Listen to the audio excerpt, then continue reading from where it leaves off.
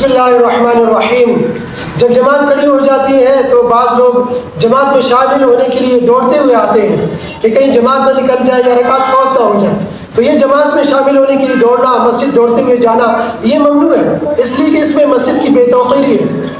حضرت مفتی سعید احمد پالنپوری رحمہ اللہ نے بڑے اچھے انداز میں اس حالت کو بیان فرمایا۔ فرماتے ہیں کہ اگر کسی اونچی جگہ سے اس حالت کا نظارہ کیا جائے تو ایسا لگے گا، ایسا محسوس ہوگا جیسے استول سے گھوڑے چھوٹے ہیں اور بے تحاشا دوڑے چلے جا رہے ہیں۔ تو یہ دوڑنا یہ مسجد کے وقار کے خلاف ہے، مسجد کے ادب کے خلاف ہے، مسجد کی شان کے خلاف ہے۔ اس لیے نمازیوں کو حکم دیا گیا کہ بڑی سنجیدگی کے ساتھ، بڑی وقار کے ساتھ چلتے ہوئے آئیں، دوڑتے ہوئے نہ آئیں۔ اگر رکعت مل جائے تو اسے ادا کر لیں، اچھی بات ہے، اور اگر رکعت نکل جائے تو بعد میں ادا کر لیں۔ تو یہاں شریعت نے لوگوں کے فائدے کا لحاظ نہیں کیا بلکہ مسجد کی حرمت کا لحاظ کیا۔ لوگ دوڑتے ہوئے جائیں گے تو لوگوں کو تو فائدہ ہوگا کہ رکعت مل جائے گی، لیکن مسجد کی حرمت پامال ہوگی۔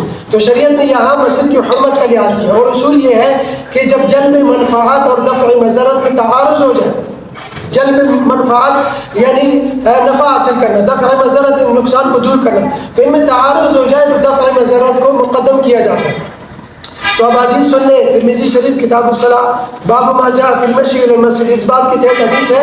حضرت ابو ہریرہ رضی اللہ عنہ راوی فرماتے ہیں قال رسول اللہ صلی اللہ علیہ وسلم، اللہ کے رسول صلی اللہ علیہ وسلم نے فرمایا اذا اقیمت الصلاۃ، جب نماز کھڑی کی جائے، فلا تأتوها وانتم تسعون، تو آپ لوگ دوڑتے ہوئے نہ آئیں، نماز میں دوڑتے ہوئے نہ آئیں، ولکن اتوها وانتم تمشون، بلکہ چلتے ہوئے آئیں، وعلیکم السکینہ، اور اطمینان کو، سنجیدگی کو، وقار کو لازم پکڑے، یعنی بڑے اطمینان کے ساتھ، سنجیدگی کے ساتھ آئیں۔